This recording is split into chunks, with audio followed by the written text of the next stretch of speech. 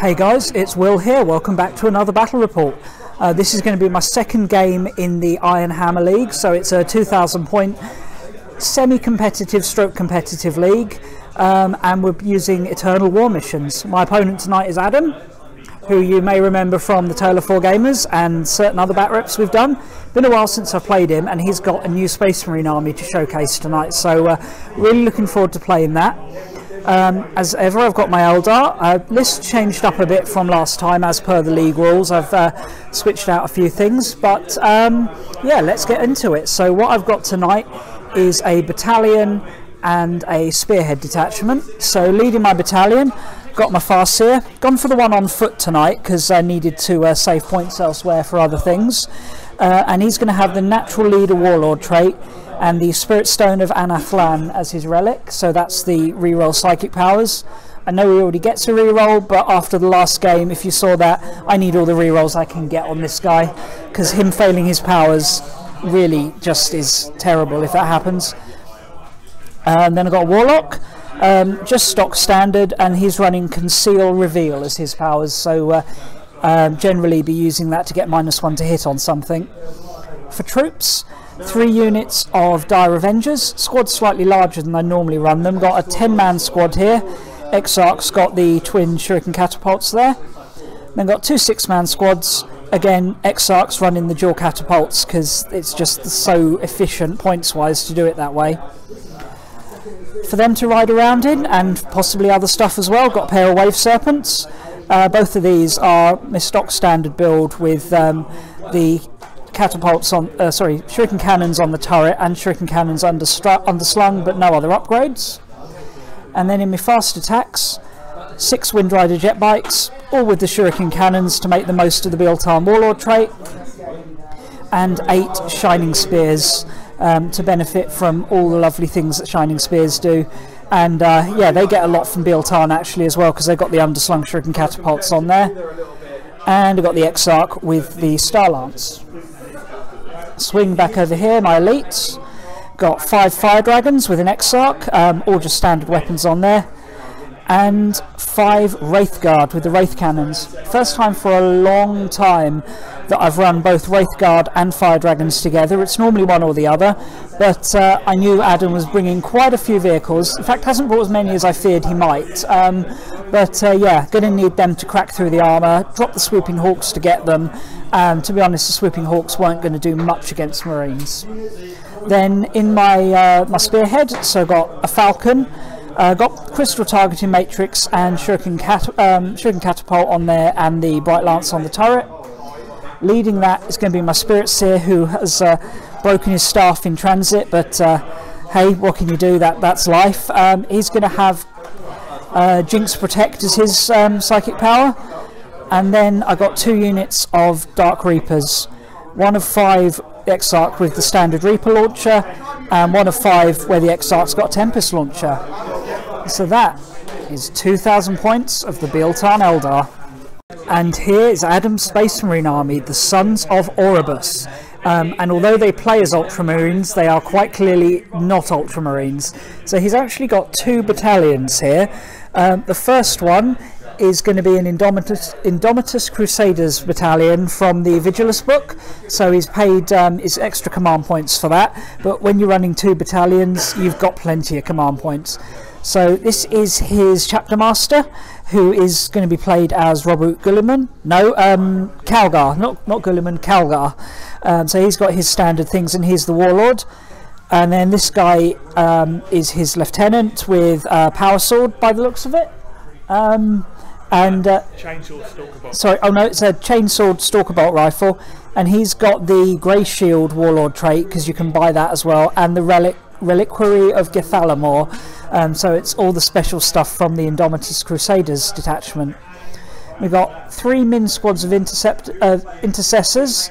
Now, are these all your standard bolt rifles? Yep, so just standard bolt rifles, and he's not upgrading any of these to veterans. And then fast attacks, he's got Plasma Intercessors, no, Inceptors. I will get these names right one day.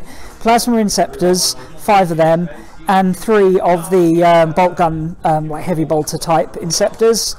And then the Dreadnought with the full Dakar loadout, so that's the Redemptor Dreadnought with Storm Bolters, Onslaught Gatling Cannon, Heavy Onslaught Gatling Cannon and the Icarus Missile Launcher.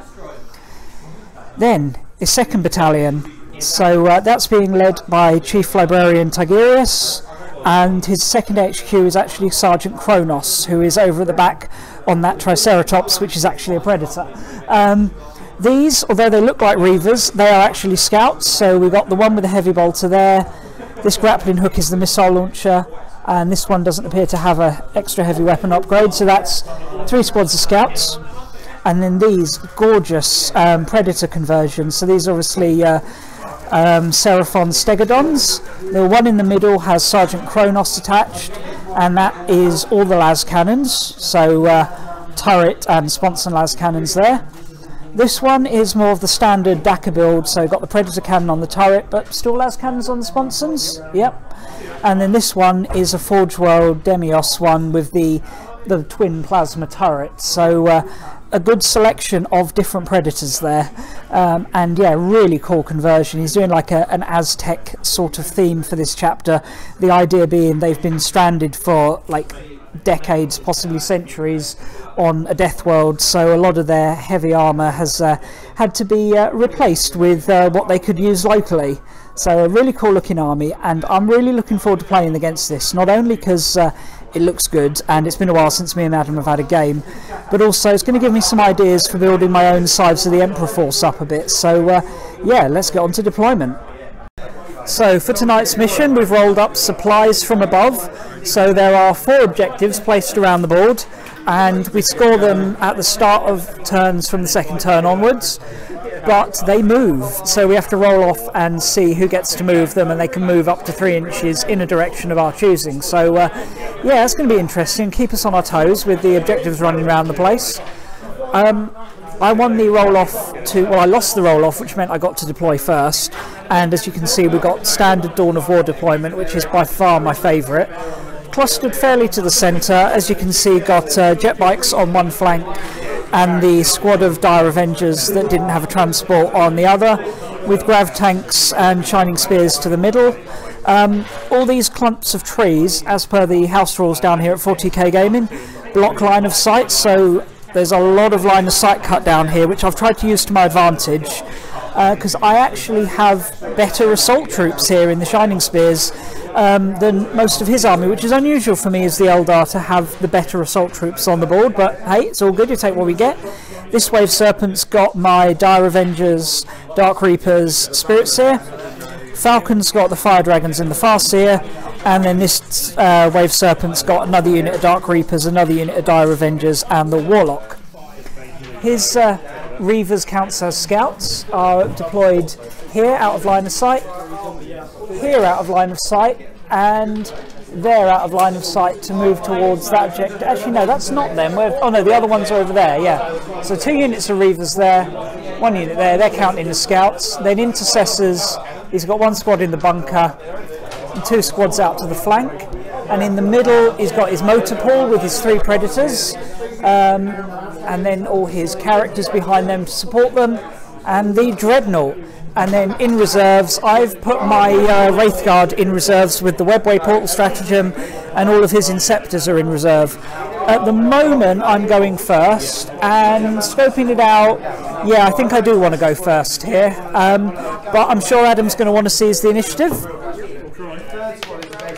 Oh, that's gone a long way. Where's that gone? We have lost the dice. Oh, there it is. It's a 3, so initiative not seized. Here we go with Biel Tan, turn 1. So had a great start with the Eldar here. Everything just seemed to fall into place this turn, so moved the jet bikes up there, staying out of line of sight of some of the biggest threats behind there, but as a precaution my Farseer put Fortune on them. Over this side rolled a 6 for the run move on the Avengers, which got them into the trees, meaning they could, or at least the front view, could shoot the Scouts behind there, and daisy chain the rest of the squad back towards the objective. Both Dark Reaper units got out of their tanks and moved into trees along with their supporting Psychers. Farseer, I kind of mucked his movement up, so he wasn't as far forward as I would have liked, but he was still kind of in an okay place. He was just within 3 inches of them to put natural leader on them at the start of the shooting phase. And my shining spears came up behind the trees, again trying to avoid line of sight from anything in Adam's army. I hope you can hear this because it is getting quite loud in here, but that's just great atmosphere in here tonight. Moved up the Falcon as well, keeping the fire dragons in there. Psychic phase, the Farseer, as I said, had put Fortune onto the jet bikes, and then he doomed the scout squad that's hiding behind there, because there wasn't really much else in range. I should have moved him further forward, and both my Warlock and my Spirit Seer failed their psychic tests, but you know, I've got line of sight blocking terrain to my favour here, so we'll work with that. Shooting went really well over here. The Dire Avengers were able to cut down the scouts in there. Terrible volley of armour saves from Adam. His dice just didn't show up till about halfway through the turn. That freed up the Falcon, the Wave Serpent, to shoot at the scouts in the cover there, and the guy, the tactical squad, the Intercessor squad that were up there. The Reapers also shot for the Intercessors up there, and the combined firepower of the two was able to wipe them out, despite having, what's that stratagem? The prepared position stratagem. I was still able to get through there. Although I think to finish them off, I did have to use this Reaper squad. The Exarch fired his Tempest launcher at them and rolled an 11 for the number of shots. Everything was actually working for me this turn.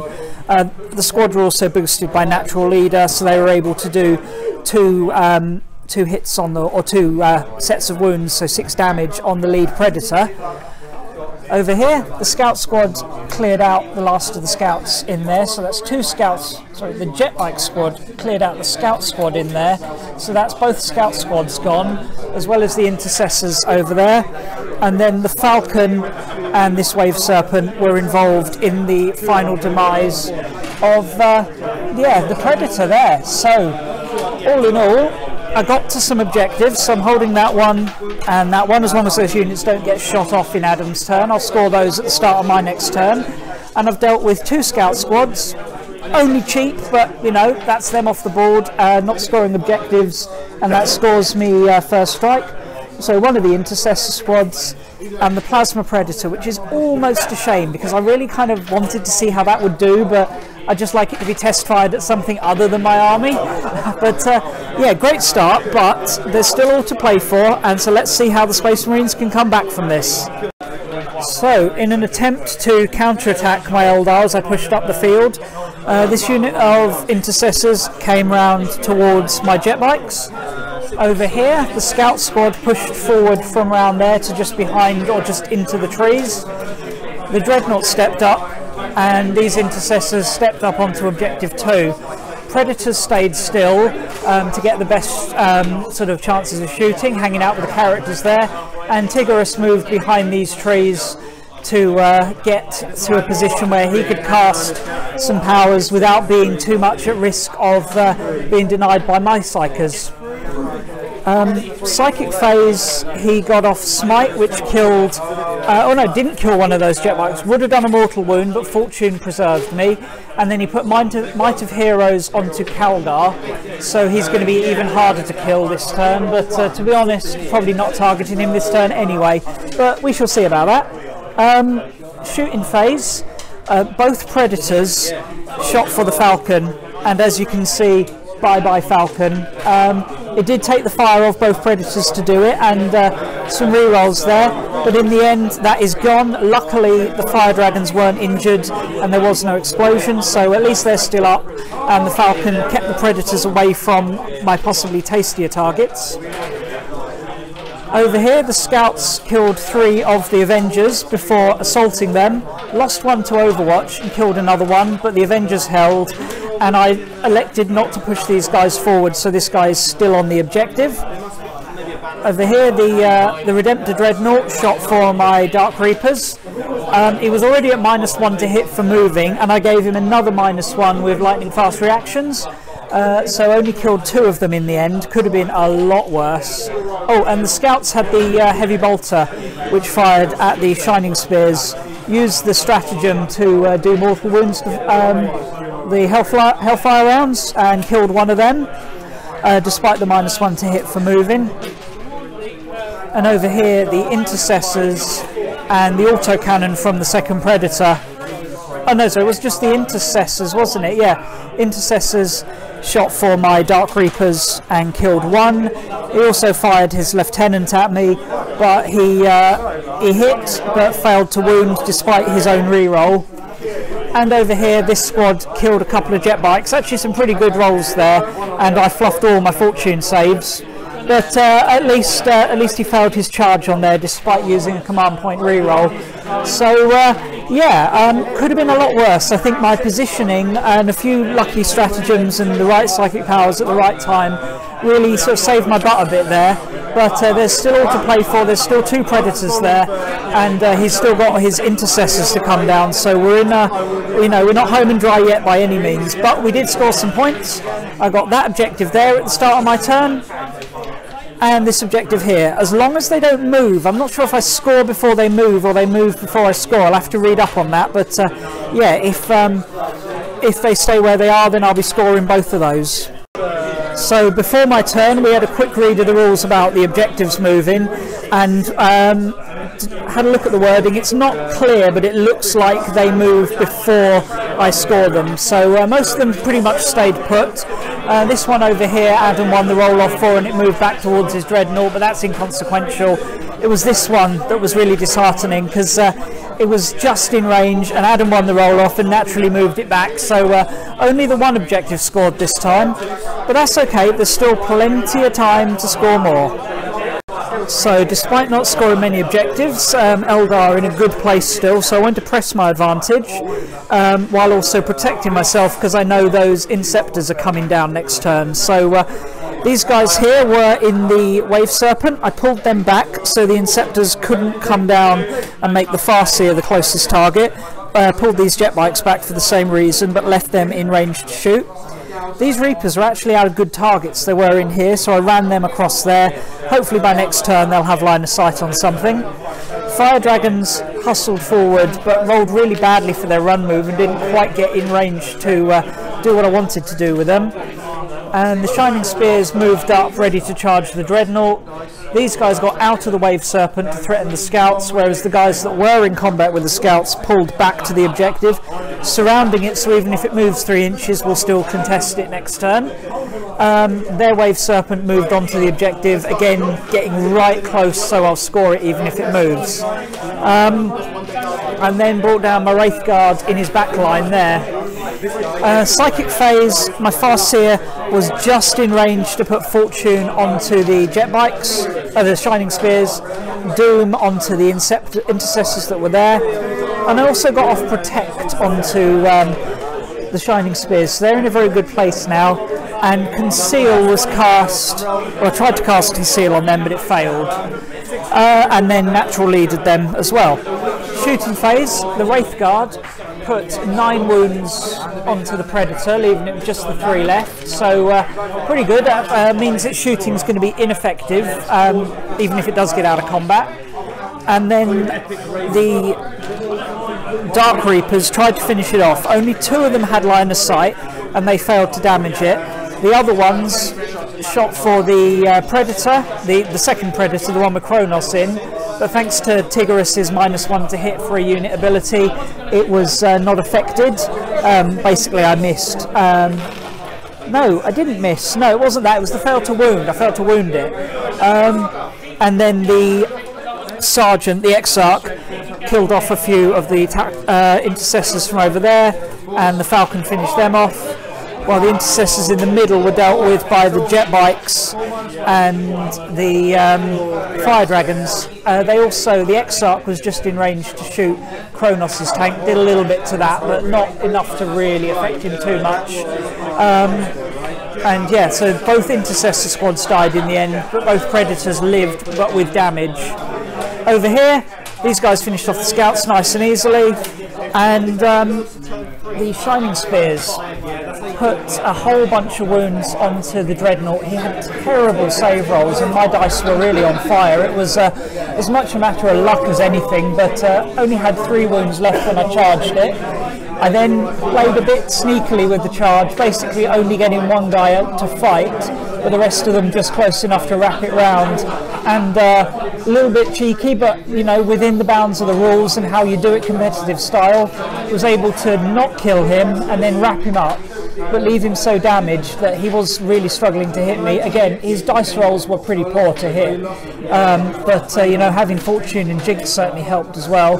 The long and the short of it is, he's alive on about 3 wounds left, but can't do anything next turn except flail wildly at my shining spears. So really good turn there.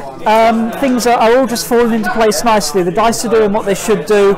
The army's actually working for a change. So yeah, let's see what the arrival of the Inceptors does though. So start of the turn, Adam didn't have that much on the table, but he did move Tigurius up to threaten the Wraith Guard, and Calgar and the Lieutenant moved over to threaten the spears that were in combat with the Dreadnought. But the big action was bringing down both of his Inceptor units around here. Bolters on this side, Plasma on this side. Tiggy then smited the Wraith Guard to kill one, and put Might of Heroes onto Calgar to make him a bit more survivable and do a bit more damage when he got into combat. Shooting phase, he fired these guys into the Dark Reapers, who use my last 2 command points to have lightning fast reactions, which is why they're not all dead, because he then fired the Plasma Inceptors at them as well. But he did split their fire between those Avengers and my jet bikes, and as you can see, it was a brutal round of firing. There's just the single Avenger Exarch left there. The bikes are gone, and the other Avenger unit is gone, so that was nasty. He'd also used his what's it called, the Grey Shield Warlord trait to give his whole army Black Templars Warlord traits this turn, which meant he could reroll charges. Despite that, this unit still failed their charge and lost one to the Overwatch from the Dire Avengers. But over here he got into combat with minimal losses and proceeded to kill my Farseer in the fight, so that was pretty brutal. Over here, the Predator that wasn't engaged in combat, the one with Kronos, shot for the Wave Serpent, and despite some poor rolling was still able to put 3 damage on it.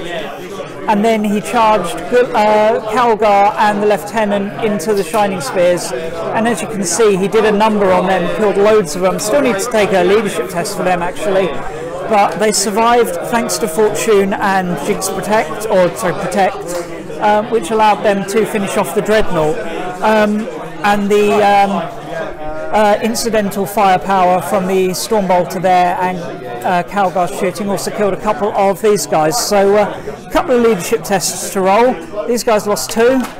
That is a 6. That's a. Oh, they'd actually be fine anyway. But the Shining Spears, I lost 4 this turn. 4 plus 5 is 9, which would normally be enough to make one run away, but because of the Biel Tan trait, they hold.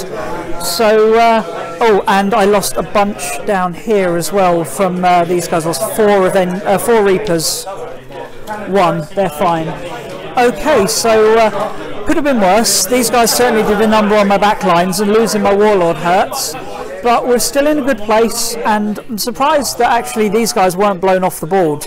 Oh, in the assault phase, Tigurius also killed a couple more of the Wraith Guard, who did 1 wound to the Predator. So yeah, not completely gone over there yet, but he's bogging me down. But hey, it happens. Now, if the objectives don't move too far, I will be scoring 3 this turn, so that's going to be some nice haul of points, but we still have to roll for them.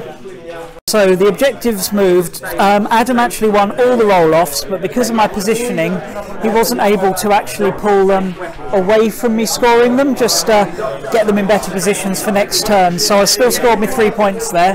So while that counter-attack was certainly effective, I'm still leading on points. So losing pretty much all my Reapers last turn did hurt my plans for this turn a little bit, but we were still able to do a few tricks. So moved these guys down to surround this objective again and shot for the Inceptors, killed one and left the other. Oh no, he was almost on a wound, but he command pointed it, so he didn't die.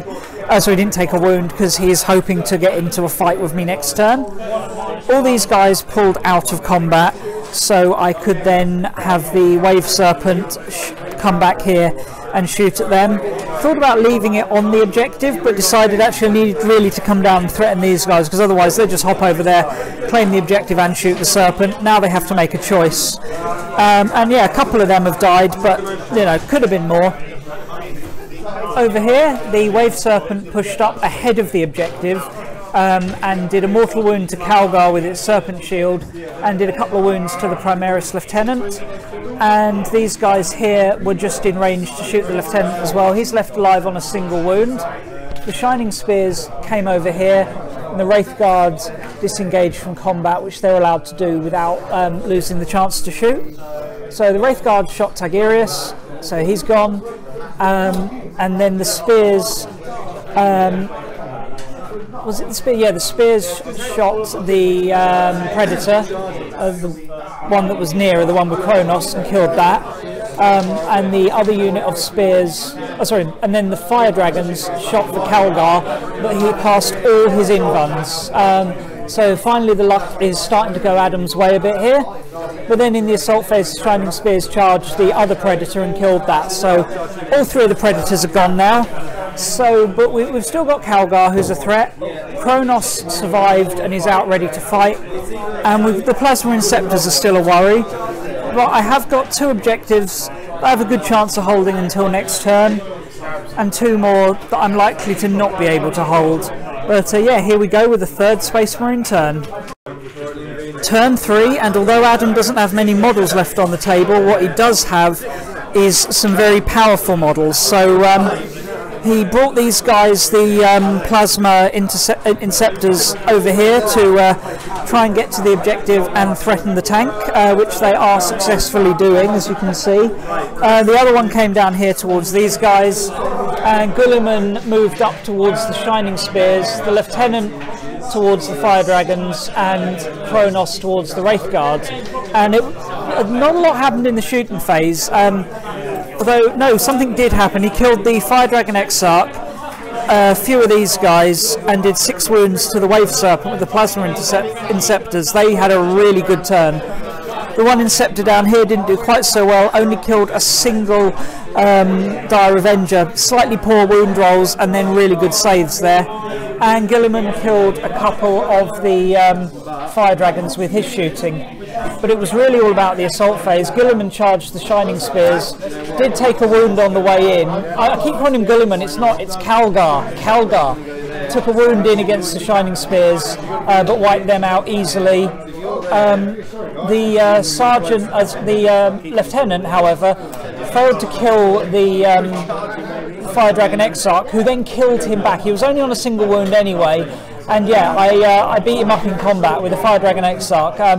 What can I say? This guy's armour is older than the Ultramarines Legion, and over here, pretty much stalemate between Kronos and the Wraith Guards. He had a slightly poor wound roll with his servo arm, and obviously they weren't going to do much back to him.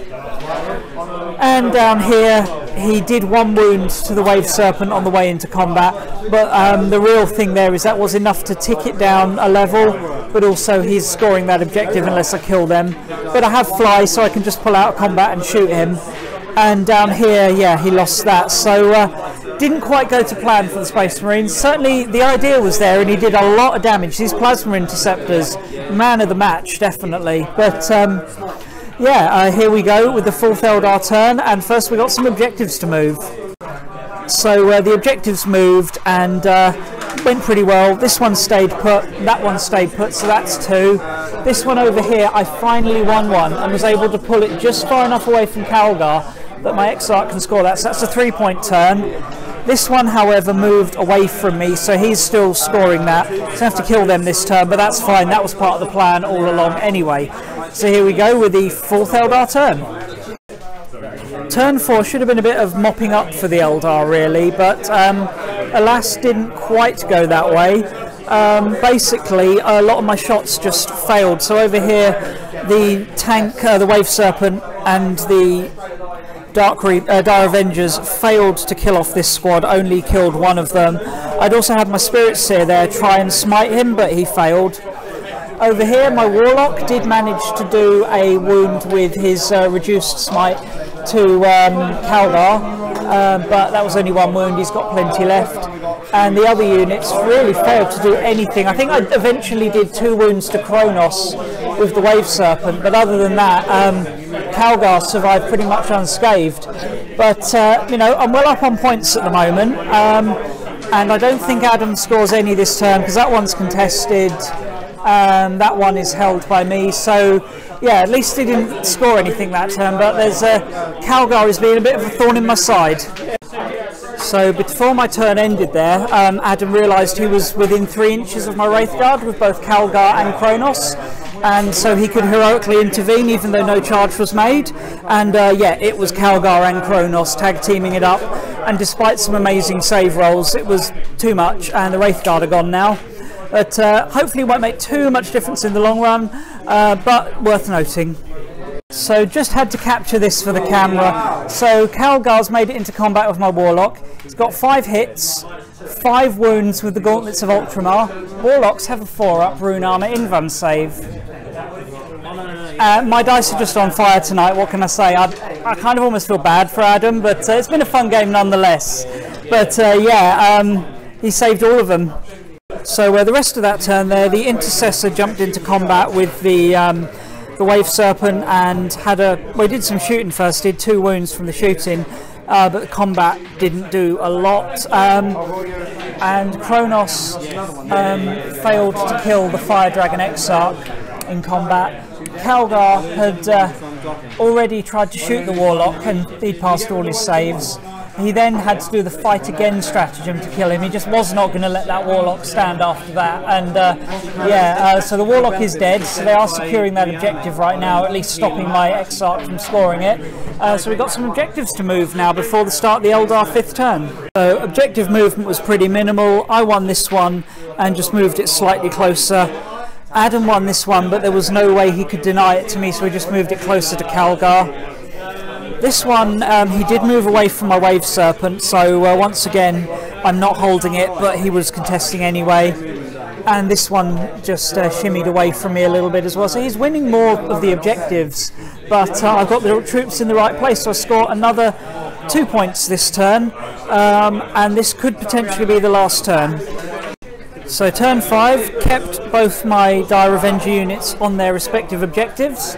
Over here, these guys shuffled up. The Spirit Seer was actually the one that got the kill though in the Psychic phase, finished off the Inceptors, so they're gone, and that's a relief because they were doing a lot of damage.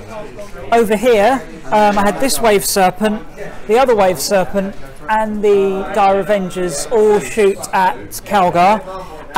Had killed him, but he command pointed the last save, which was a regular save from the Avengers, so yeah, he was alright. And then with my zeal to kill him, I'd got my Wave Serpent too close, and he was able to heroic intervention into me, and yeah, the Gauntlets of Ultramar are a nasty weapon, and so my Wave Serpent didn't even have the courtesy to explode me. So yeah, he killed the Wave Serpent, so he will score that objective at the start of his turn. So that is another point for the Ultramarines, but yeah, he's down to 2 models that have 3 wounds left between them as we go into the 5th turn. Okay, so 2 models left, so it was a very quick turn.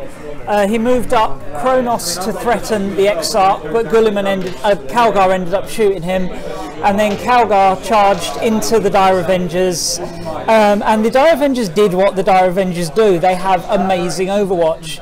Hit on 5s, re-rolling the 1s, rending on the shots, and yeah, Calgar died charging into the Xenos scum. Goodbye, monkey filth. So yeah, and with that we decided to call it there. So that's Warlord, which ticks it over to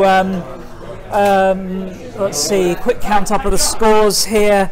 1, 2, 8, 9, 10, 11. 11 to 4 I make it, although we may review the tape to confirm that for the league, but either way, a solid victory for the Eldar. But the Ultramarines put up a good fight, especially Calgar. He was definitely on fire today. Anyway, thanks a lot for a good game, mate, and we'll catch you guys in a minute for the post game.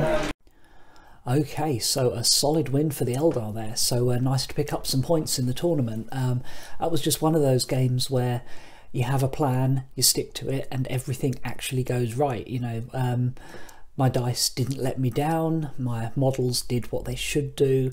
I had some luck on my side. Some of the armor saves on the Shining Spears on the second turn, and what was it? The just some of Adam's dice rolls it really let him down. I think halfway through the game he was, you know, a less calm person might have been losing it. But fair play to him, he was, you know, chill throughout. And I think, you know, despite his dice turning on him, I think we both had a fun game. I certainly did, and hopefully he did too. May need to, you know, go and pick up some new dice before the next one. But yeah, first turn went just, you know, just how it should have done. I was able to make the line of sight blocking terrain work for me rather than work against me. So for those of you who saw my my video against Sam's Orcs a couple of weeks ago, 40k Gaming are running this Iron Hammer League, and they've been putting down a bit more line of sight blocking terrain, which is really good. I think, you know, 40k needs line of sight blocking terrain to make it something other than just a shooting gallery. But in the first game I didn't play to it well, and it ended up screwing me over, whereas this time around I was able to use it to my advantage to cut down line of sight to certain units, move stuff behind it, and yeah, it all just you know, it did the job. And I think that's the thing with terrain. You've got to get the most out of your army, you've got to use the terrain to your advantage rather than see it as a hindrance. But yeah, Adam's list was solid. You know, the Predators were unfortunate not to be able to get off kill shot. He didn't realise, because it's only his second time using Tigurius, that his -1 to hit ability goes off at the start of my shooting phase rather than the start of his turn, in which case that would have possibly meant that Predator would have survived. But hey, you know, part of this this league is, you know, to learn to play better, and you know, he generally did pretty well, but that might have affected the outcome, to be honest, in the end there, because not getting off kill shot made a big difference. But yeah, a couple of turns of good luck at the start really gave me a good advantage. I mean, I cleared out one side of the board practically and was able to just start camping those objectives and racking up the score, so that even when his counterpunch with the Inceptors came in, you know, it hit me hard. It took out a lot of my key units, but they'd already done enough work, and it was just you know, too late to save the outcome. Calgar was an absolute beast, right up until the end, where he died to the Overwatch firepower of the Dire Avengers. Calgar was just you know, beating on everyone, which I'm really pleased about, because I've just been converting up my own version of Calgar for my Scythes of the Emperor. So yeah, you'll see him one day on the channel once I've got him painted and the Scythes are in a slightly better place. I've got a lot of work to do on that army, but going up against Adam has certainly taught me a few things that I'd want to incorporate into my own army. You know, one time he went to use the Grey Shield Warlord trait, and I'd misread it. I've been sort of thinking it only affects one unit. It actually affects all the units in that that detachment. So that's the Warlord trait for the Indomitus Crusaders from the Vigilus book. So you actually get to give a second chapter tactic to everyone in that detachment. And I queried him when he went to use it that way. I was like, no, I've read that doesn't work like that. But no, we looked it up, and yeah, he was quite right. It does benefit everyone. So definitely something to take into account when I run my own Space Marine army. But yeah, anyway, that was that. You know, nice to see the Eldar working well, doing what they should do, and picking up a win. But definitely want to play against Adam's army again. He's got a lot more conversions on the way, and you know, it looks like it could be a really good army once you know, it's all up and running. He's got the list down, the tactics down, and you know, some beautiful conversions already there, but he's got more in the pipeline, which I'm looking forward to seeing. So yeah, at some point you'll see more of them on the channel. Anyway, thanks a lot for watching, and I'll see you all again soon. Bye.